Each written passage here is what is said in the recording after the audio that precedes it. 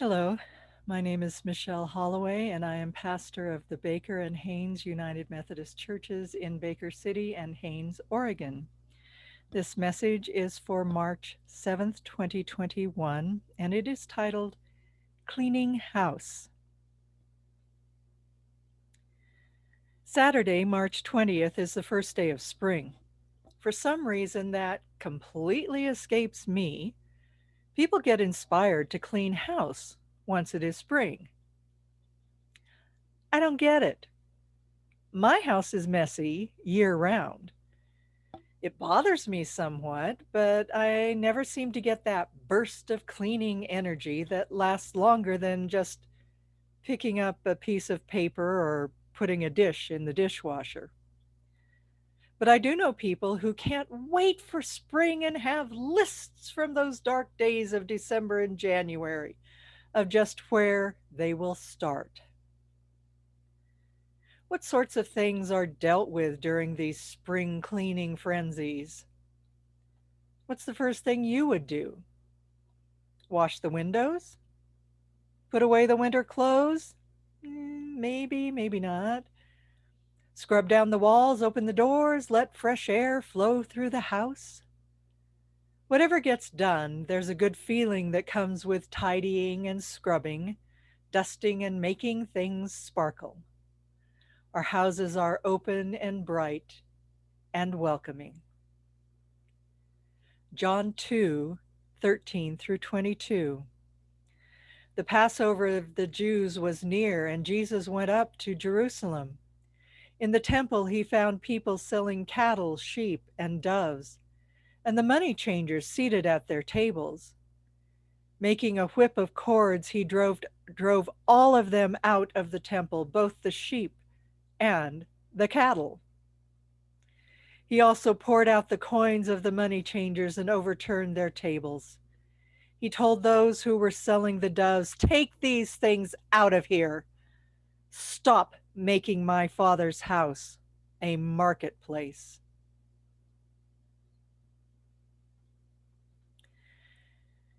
This episode really didn't have anything to do with making things sparkle, but it does have to do with being welcoming. It has to do with showing respect for the dwelling place of God and making sure there wasn't a bunch of junk cluttering up the way to God. It was about being honest and open in our relationships with God and with one another. The people who were working in the marketplace, as it was politely stated here, were always running a con. They knew the rules of the temple and what was needed to offer a sacrifice worthy of the Holy One. Something needed to change as their actions were a desecration, but nobody was willing to take action until now. Let's look at the background for all of this. This was the time of remembering the Passover. It was required for every adult male Jew who lived within 15 miles of Jerusalem to come to the temple for this most holy day. It was an annual obligation for those who lived close enough. However, there were many, many more people who would make a pilgrimage to the temple at least once in their lifetime for Passover. Even those who were desperately poor and barely had enough to live on would travel great distances for this experience. It has been estimated that at least 2.25 million Jews were present in Jerusalem on any given year for Passover. It was these people who had traveled so far and sacrificed so much that Jesus was fighting for. Not only was the trip costly, but the temple tax added to the financial burden. Every male Jew over the age of 19 was required to pay the temple tax, and this was where the money changers come into the story.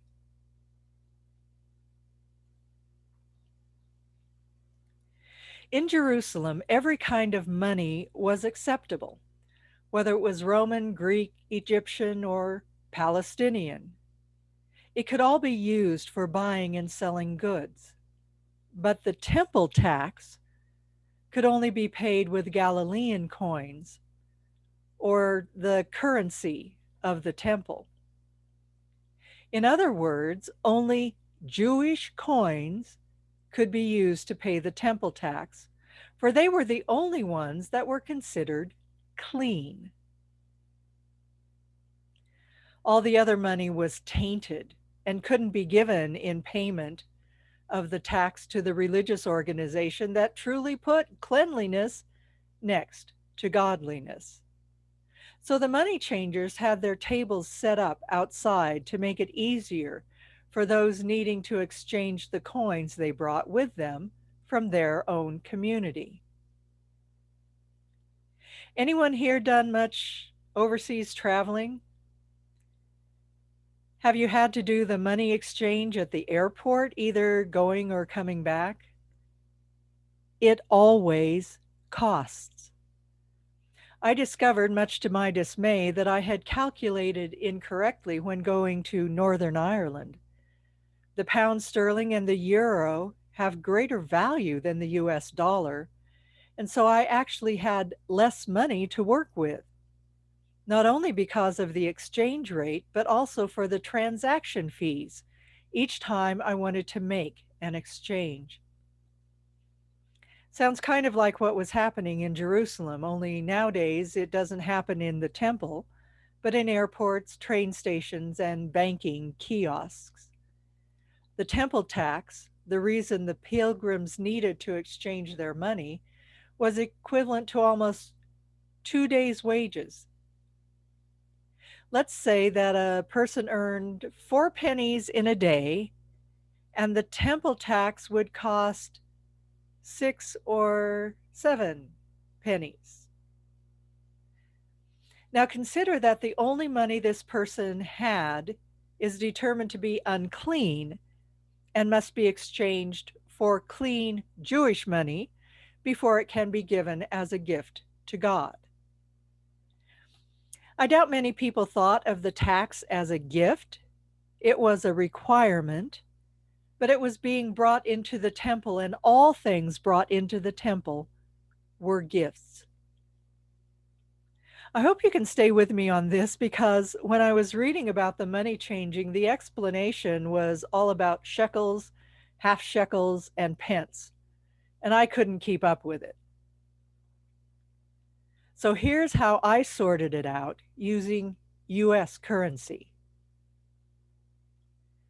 The foreign unclean coin in question was worth 24 cents, but the coin required to pay the tax was worth 6 cents. The money changers had the right to charge 1 penny for every 6 penny coin that was changed. So, in turning that unclean 24-cent coin into the right currency, the money changers would make 4 cents.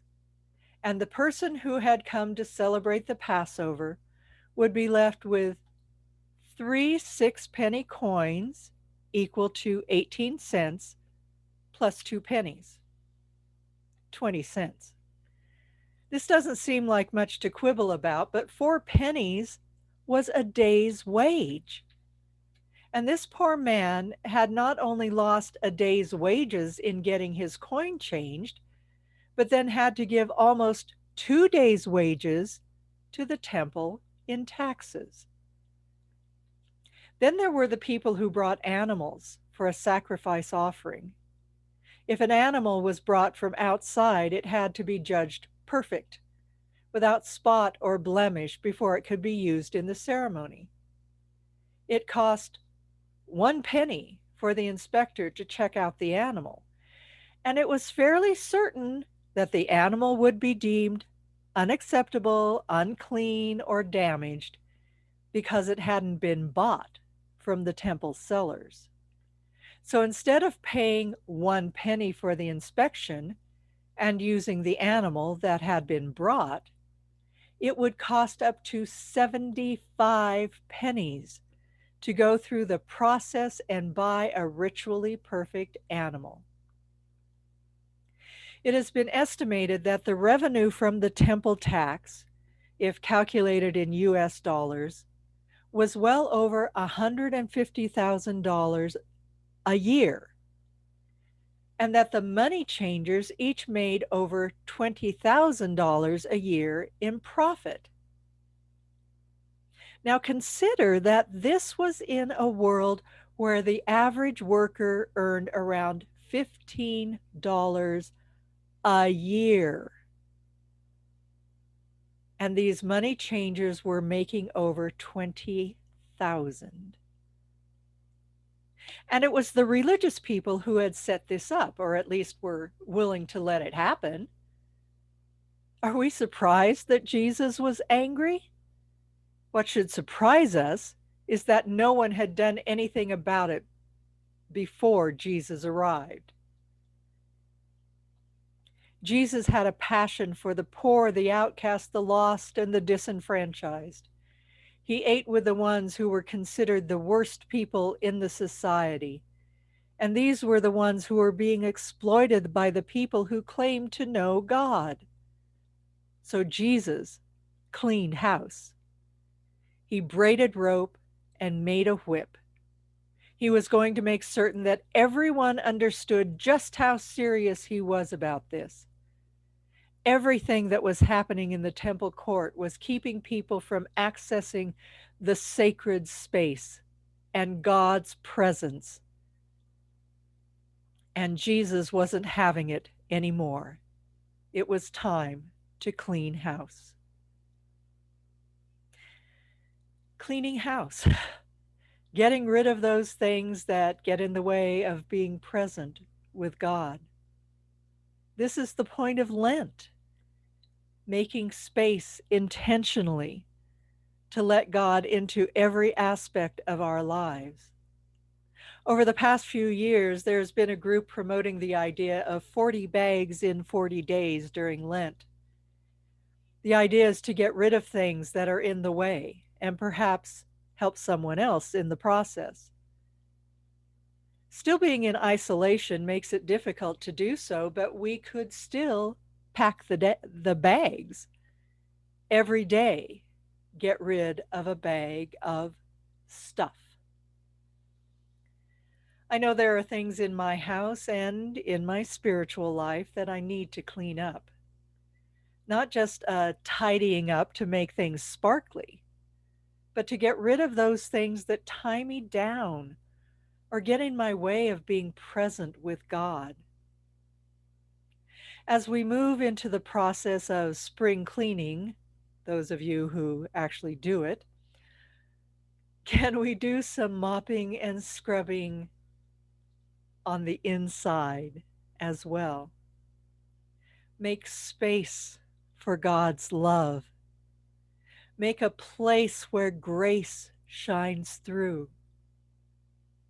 We are surrounded by sadness and distress, and it's easy to feel smudged and dirty on the outside, but we can polish up our inner selves and let it all shine through.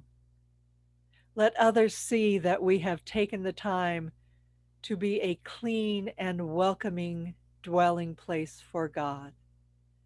Let's get out our brooms, dustpans, and trash bags and start cleaning house.